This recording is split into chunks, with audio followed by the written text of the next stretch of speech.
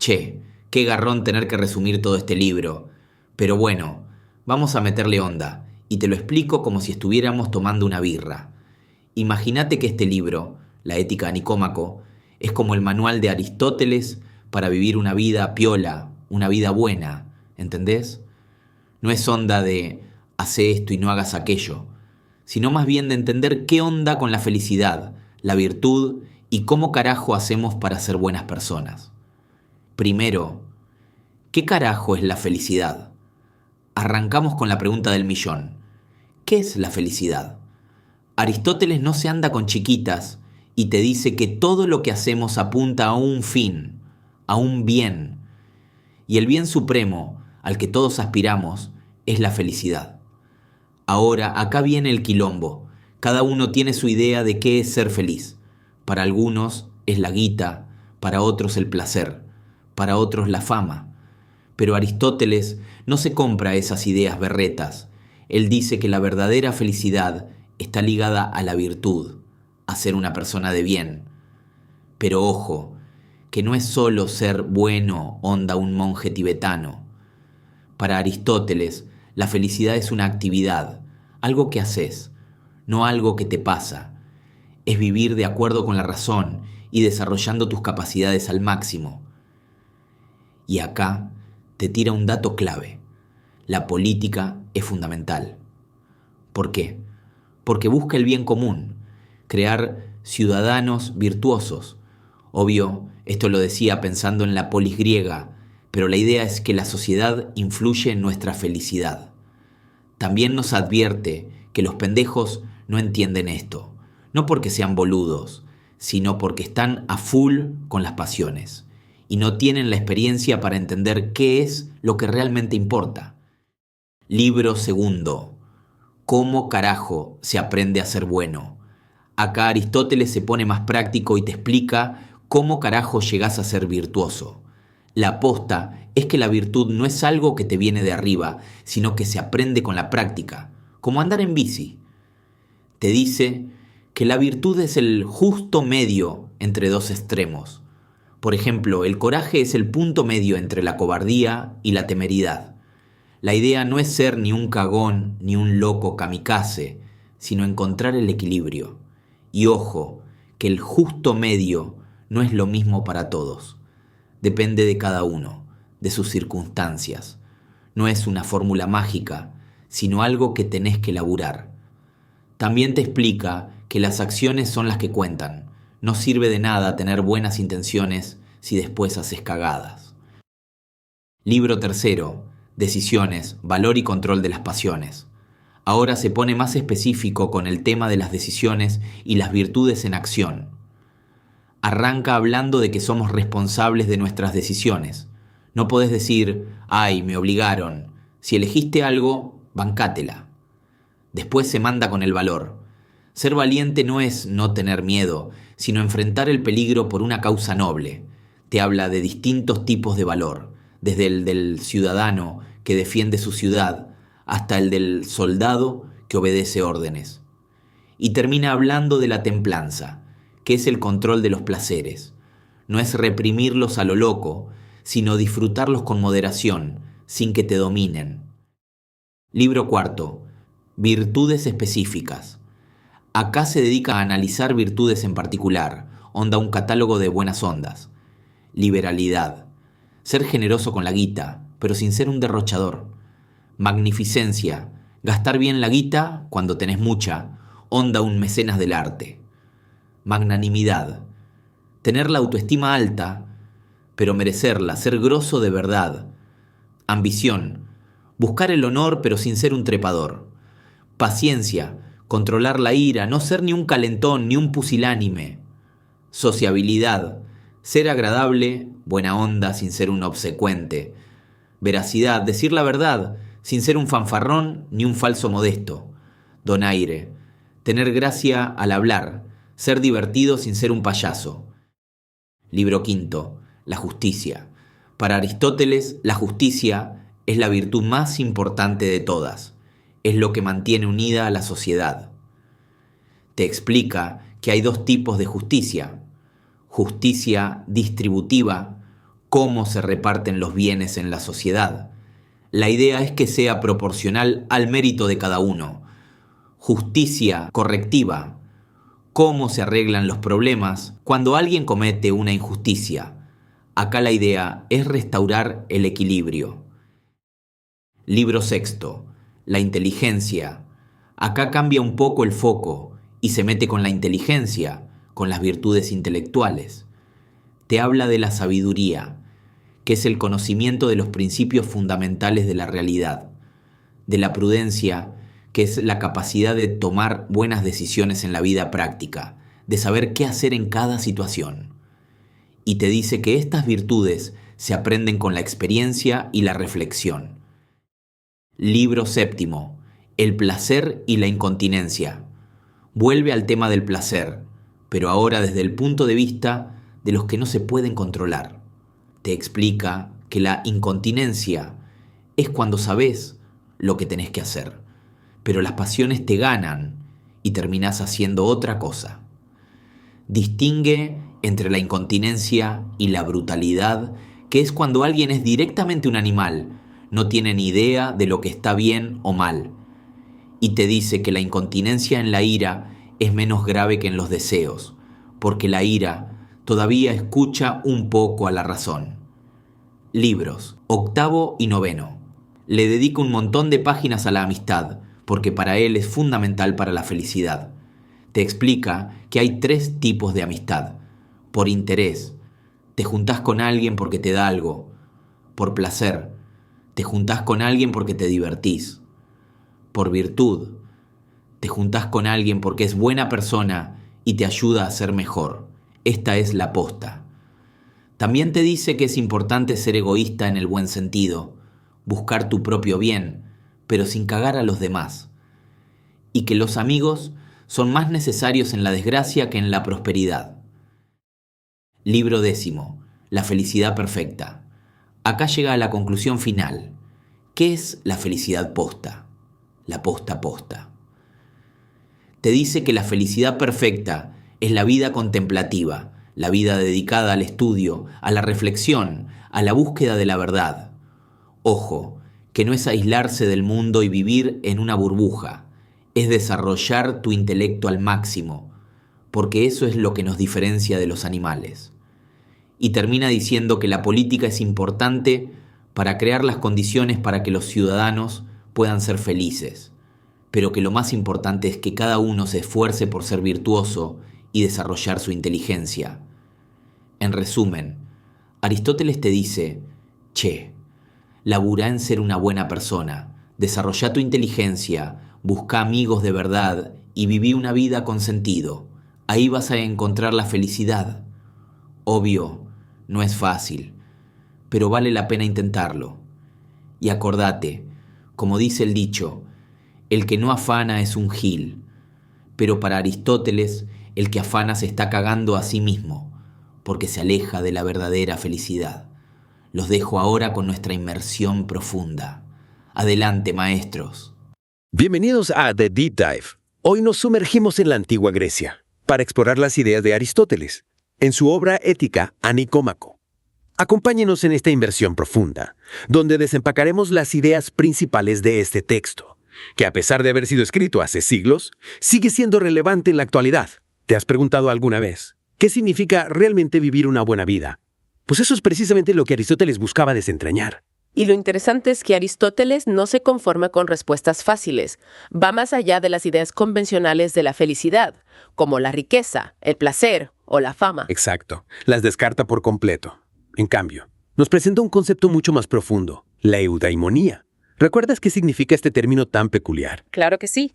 La eudaimonía, según Aristóteles, es la actividad del alma en consonancia con la virtud. Es decir, se trata de convertirnos en la mejor versión de nosotros mismos, a través del cultivo de virtudes. Y esto no se logra de la noche a la mañana, ¿verdad? No, para nada. Aristóteles hace hincapié en que las virtudes se desarrollan a través del hábito. Es como aprender a tocar un instrumento musical, que quiere dedicación, esfuerzo y mucha práctica para llegar a dominarlo.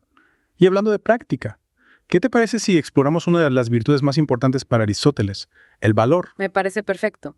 Aristóteles tenía una visión muy particular sobre las virtudes. Las concebía como un punto medio entre dos extremos, un equilibrio entre el exceso y la deficiencia.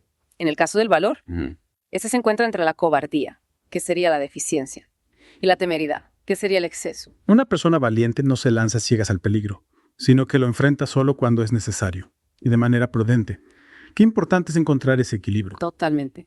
Y este principio de punto medio se aplica a todas las virtudes. Por ejemplo, la generosidad se encuentra entre la tacañería y el derroche, la amabilidad entre la rudeza y el servilismo.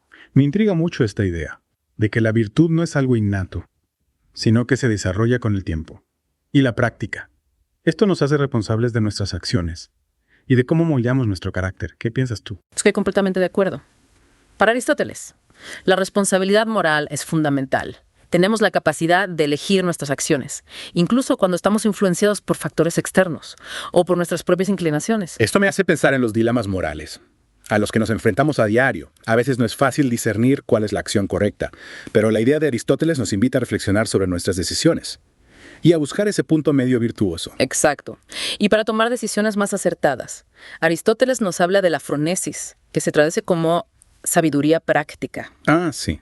Recuerdo haber leído algo sobre eso. La fronesis no se trata solo de conocer la teoría, sino de saber cómo aplicar ese conocimiento en situaciones reales. Exactamente. Es la capacidad de percibir los matices de cada situación, sopesar las diferentes opciones y tomar la mejor decisión en base a la razón. Y la virtud Es como tener un mapa y una brújula, pero también saber cómo usarlos para navegar por un terreno desconocido. Me encanta esa analogía. La fronesis es esencial para vivir una buena vida, ya que nos permite tomar decisiones inteligentes y actuar con prudencia. Y esto nos lleva a otro concepto clave en la ética de Aristóteles, la deliberación. Él nos invita a no actuar impulsivamente, sino a reflexionar cuidadosamente sobre las consecuencias de nuestras acciones. La deliberación es un proceso racional que nos ayuda a elegir el camino correcto.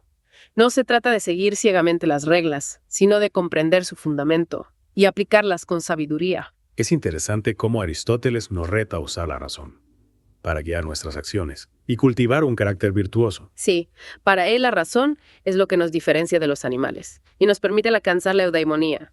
Pero no olvidemos que también tenemos emociones. Y deseos, que influyen en nuestras decisiones. Claro, Aristóteles no ignora la complejidad de la naturaleza humana. Reconoce que hay una tensión entre nuestra parte racional e irracional. Y es precisamente esa tensión la que hace que su filosofía sea tan relevante.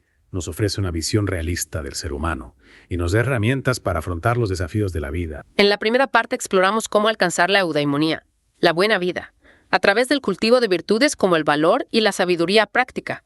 Ahora bien, ¿cómo encaja el placer en esta búsqueda de la virtud? Precisamente. Me quedé pensando en eso. Por un lado, Aristóteles rechaza la idea de que el placer sea el fin último de la vida, pero por otro lado, no lo condena por completo. Exacto. Aristóteles no propone una vida ascética, donde se renuncia a todo placer. Más bien, nos invita a discernir entre los placeres que contribuyen a nuestra eudaimonía y aquellos que nos desvían de ella. Entonces no se trata de reprimir nuestros deseos, sino de elegir aquellos que nos conduzcan a una vida plena y virtuosa. Esa es la clave. Aristóteles distingue entre los placeres que son acordes a nuestra naturaleza racional y aquellos que son meramente instintivos o incluso perjudiciales. Pongamos un ejemplo. Disfrutar de una buena comida con amigos. Puede ser un placer que enriquece nuestra vida social y afectiva, pero comer en exceso por pura gula sería un placer que nos perjudica. Muy bien, ahí está la diferencia. Se trata de buscar un equilibrio, de no dejarnos arrastrar por los placeres efímeros. Y aquí entra en juego la fronesis, la sabiduría práctica, que nos ayuda a discernir y a tomar las mejores decisiones. Sin duda. La fronesis nos permite evaluar las consecuencias de nuestras acciones y elegir los placeres que realmente contribuyen a nuestra eudaimonía. Aristóteles también habla de otro tipo de sabiduría, la sofía, que se refiere al conocimiento contemplativo de las verdades universales. Efectivamente, para Aristóteles. La sofía es la forma más elevada de conocimiento, aquella que nos acerca a la comprensión del cosmos y de nuestro lugar en él. Y aunque la sofía parezca algo muy abstracto, creo que también tiene un impacto en nuestra vida práctica. Al contemplar la belleza y el orden del universo, podemos encontrar inspiración y motivación para vivir una vida más virtuosa. Estoy de acuerdo. La contemplación de la verdad nos eleva y nos conecta con algo más grande que nosotros mismos, lo cual puede impulsarnos a actuar con mayor sabiduría y bondad. Me parece fascinante cómo Aristóteles conecta diferentes aspectos de la vida humana. La razón, la virtud, el placer, la sabiduría, Nos presenta una visión holística del ser humano. Sí, y esta visión integral es lo que hace que su filosofía sea tan atractiva. Nos ofrece un camino para vivir una vida plena y significativa, donde la razón y la virtud se complementan con la búsqueda de la belleza y la sabiduría. Y no olvidemos que para Aristóteles, la eudemonía no es un estado estático, sino un proceso continuo de crecimiento y desarrollo. Exacto. Se trata de un camino que recorremos a lo largo de toda nuestra vida, donde vamos perfeccionando nuestras virtudes y aprendiendo a vivir de acuerdo a nuestra naturaleza racional. Aristóteles también destaca la importancia de la amistad, en este camino hacia la eudaimonía. Para él, la amistad es esencial para una vida plena. Sin duda, Aristóteles dedica un espacio considerable en su ética a hablar sobre la amistad, y lo interesante es que no se limita a una sola concepción de la amistad, sino que distingue 3 tipos: la amistad basada en la utilidad, la amistad basada en el placer y la amistad basada en la virtud. Me gustaría explorar un poco más esta clasificación. La amistad basada en la utilidad me parece bastante común en la actualidad. Se trata de relaciones que establecemos por conveniencia, por el beneficio que podemos obtener de la otra persona. Es cierto, este tipo de amistad es bastante superficial y suele ser efímera, ya que se disuelve cuando desaparece la utilidad que la sustentaba. En cambio, la amistad basada en el placer se centra en la compañía agradable Y en el disfrute de momentos compartidos. Este tipo de amistad es más genuina que la anterior, pero también puede ser frágil, ya que el placer es algo cambiante y puede desvanecerse con el tiempo. Y finalmente llegamos a la amistad basada en la virtud, la cual Aristóteles considera la forma más elevada y duradera de amistad. Efectivamente, este tipo de amistad se basa en la admiración mutua, por las cualidades virtuosas del otro, en el deseo de compartir un camino de crecimiento moral y en el apoyo incondicional en los momentos difíciles. Es una amistad que nos enriquece y nos ayuda a ser mejores personas. Es una relación donde la confianza, la lealtad y el respeto mutuo son fundamentales. Pero no olvidemos que este tipo de amistad requiere un esfuerzo consciente por parte de ambos. No se trata solo de encontrar a alguien que comparta nuestros valores, sino de estar dispuestos a crecer juntos en el camino de la virtud. Estoy de acuerdo. La amistad basada en la virtud es un proceso dinámico, una danza entre 2 almas que se acompañan en la búsqueda de la eudaimonía. Que este tipo de amistad no solo nos beneficia a nivel individual, sino que también tiene un impacto positivo en la sociedad. Es cierto, cuando las personas cultivan la virtud y la amistad, se crea un ambiente de confianza y colaboración, que beneficia a toda la comunidad. Me parece que la visión de Aristóteles sobre la amistad es muy inspiradora. Nos invita a reflexionar sobre nuestras relaciones, a valorar la importancia de la virtud y a buscar la compañía de personas que nos ayuden a crecer como seres humanos. Y no olvidemos que la amistad es una fuente de alegría y satisfacción. Compartir momentos especiales con amigos, celebrar los triunfos y apoyarse mutuamente en los momentos difíciles son experiencias que enriquecen nuestra vida y nos llenan de felicidad. Totalmente de acuerdo. Y ahora, querido oyente, te invitamos a reflexionar sobre tus propias amistades. ¿Qué tipo de amistad predomina en tu vida? ¿Qué puedes hacer para cultivar relaciones más virtuosas y duraderas? Te dejamos con estas preguntas, mientras nos preparamos para explorar el último tema de nuestra inmersión, la justicia. Sin duda, la justicia es uno de los pilares de la filosofía de Aristóteles. Y lo fascinante es que nos ofrece una visión multifacética, que va más allá de la simple obediencia a las leyes. Recuerdo que en la primera parte mencionaste la distinción que hace Aristóteles entre la justicia universal y la justicia particular. Exactamente. La justicia universal se refiere al cumplimiento de las leyes y a la igualdad ante la ley, donde todos los ciudadanos son tratados con imparcialidad. Y la justicia particular se centra en las relaciones interpersonales y en las transacciones. Así es. Dentro de la justicia particular, Aristóteles distingue 2 tipos: la justicia distributiva y la justicia rectificatoria. Si mal no recuerdo, la justicia distributiva tiene que ver con la distribución justa de los bienes y recursos en una sociedad. Precisamente. No se trata de repartir todo a partes iguales, sino de hacerlo de manera proporcional a los méritos y contribuciones de cada individuo. Esto me hace pensar en el debate actual sobre la desigualdad económica. ¿Cómo aplicaríamos los principios de la justicia distributiva a un problema tan complejo? Es una pregunta compleja, que requiere un análisis profundo. Aristóteles nos invita a buscar un equilibrio entre la igualdad absoluta y la meritocracia pura. Se trata de garantizar que todos tengan las mismas oportunidades y que se reconozca el esfuerzo. Y la justicia rectificatoria se centra en reparar los daños causados por un acto injusto. Exacto. Se busca restaurar el equilibrio y la equidad que se ha roto por una acción injusta, ya sea a través de una compensación económica, una disculpa pública o algún otro tipo de reparación. Me llama la atención cómo Aristóteles conecta la justicia con la virtud.